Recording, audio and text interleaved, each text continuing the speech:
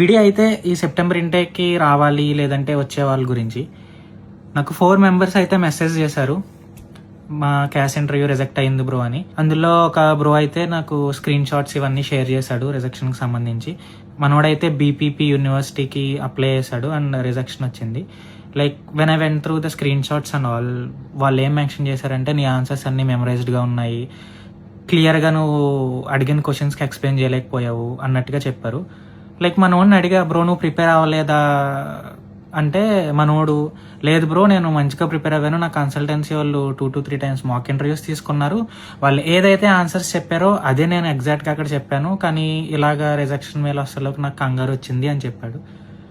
బేసిక్గా ఆ క్వశ్చన్స్కి మనోడు ఏం ఆన్సర్స్ చెప్పాడు అన్నీ చూస్తే మనోడు చెప్పిన ఆన్సర్స్ ఓకే బాగానే ఉన్నాయి, కానీ కొన్ని ఆన్సర్స్ క్వశ్చన్స్కి రిలేటెడ్గా లేవు. కన్సల్టెన్సీ వాళ్ళు చెప్తారు, చెప్పరు అనట్లా, కానీ అదే మీరు వెళ్ళి గుడ్గా అక్కడ చెప్పకూడదు.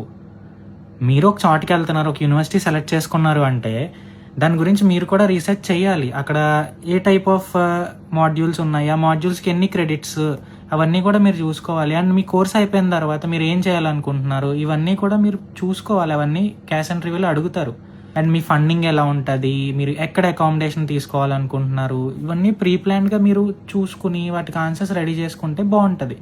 అండ్ ఎవరైతే క్యాష్ ఇంటర్వ్యూస్ ఇంకా ఉన్నాయో లేదంటే నెక్స్ట్ ఇంటేక్ ప్లాన్ చేసుకుంటున్నారో కొంచెం మీరు కూడా ప్రిపేర్ అవుతే బాగుంటుంది.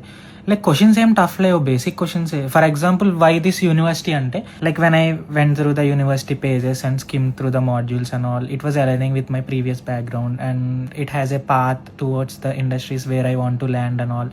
అలా కొంచెం ఎక్స్ప్లెయిన్ చేస్తూ చెప్పామనుకో కొంచెం బాగుంటుంది. అంతేకాకుండా university has great rankings, after my graduation I land in my dream job అని చెప్తే okay, answer is okay. But వాడికి కూడా ఒక మంచి ఒపీనియన్ రావాలి కదా, ఓకే వీడికి తెలుసు, తర్వాత వీడి ఇక్కడికి వచ్చిన తర్వాత సర్వే అవ్వగలడు, వీడి ఫ్యూచర్ ప్లాన్స్ ఉన్నాయి వీడికి అనేది వాడికి కూడా అర్థమవుతుంది. కాబట్టి ఎవరైతే ఇంటర్వ్యూర్ ఉంటారో సో కొంచెం మంచిగా క్యాష్ ఇంటర్వ్యూకి ప్రిపేర్ అవుతే బాగుంటుంది, గుడ్డిగా కన్సల్టెన్సీ నమ్మకుండా. ఎందుకంటే వన్స్ మీకు రిజెక్షన్ వచ్చిందనుకో కన్సల్టెన్సీ వాడు కూడా ఏం చేయలేడు.